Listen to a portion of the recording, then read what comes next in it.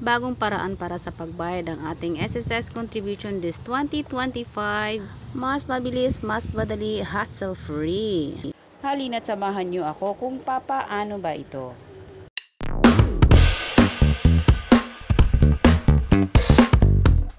Alam nyo bang hassle-free na ang pagbabayad sa ating SSS via GCash? Ito ay hindi website.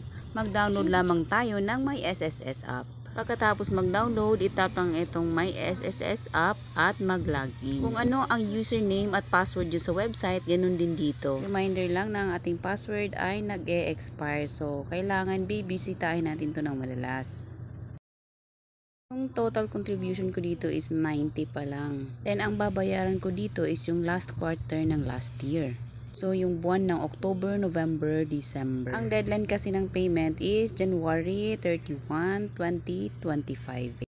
Then, i-click na po natin itong PRN dito sa bandang right. Then, i-click itong contribution. Then, click pay. Click yes. Then, piliin lamang ang GCash account. I-review ang details, then click OK. Ang pagbabayad pala dito sa GCash ay may 10 pesos convenient fee.